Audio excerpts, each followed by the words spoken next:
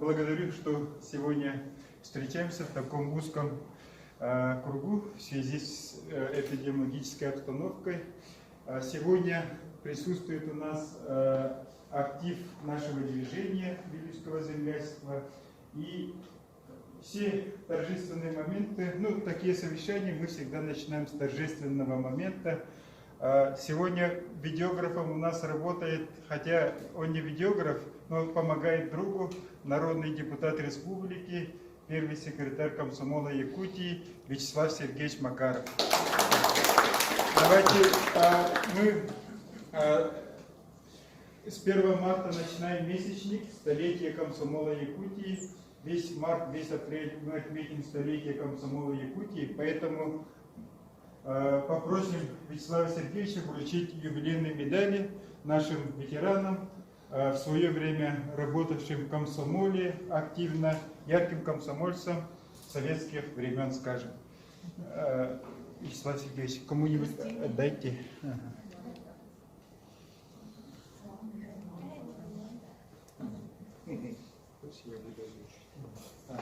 Удостоверение награждает юбилейной медалью 100 лет комсомола Якутии, подпись Виктора Николаевича Губарева, Михайлову Юрию Антоновичу, первому.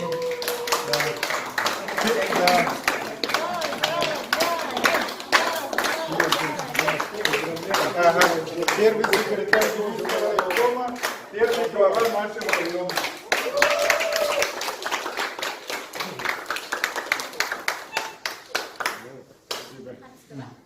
Общее фото, понимаешь, да? Да, всегда с хорошего момента начинаем.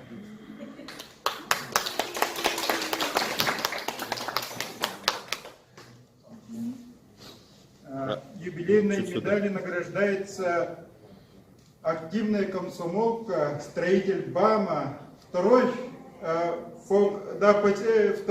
по серьезности глава Вилюйского района, председатель нашего земляцтва Павлова Анастасия.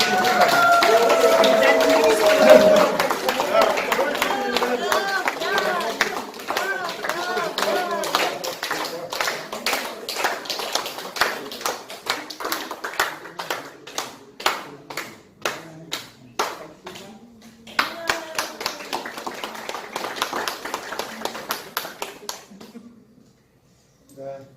Как говорится, награда найдет своих героев. Мы сегодня отметим юбилейной медалью комсомолку 70-х, активную участницу Вилюйского райкома комсомола, с моей мамой, они комсомольские подружки, видный деятель муниципальной службы в нашем районе, Майорова Дарья Михайловна.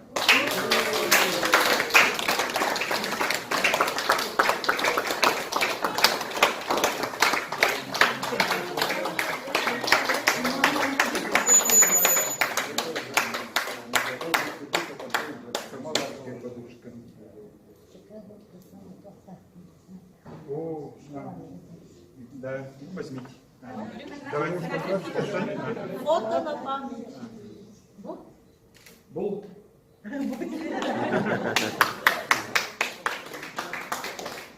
Да, и сегодня с нами участвуют жители, делегированные жители строительного округа.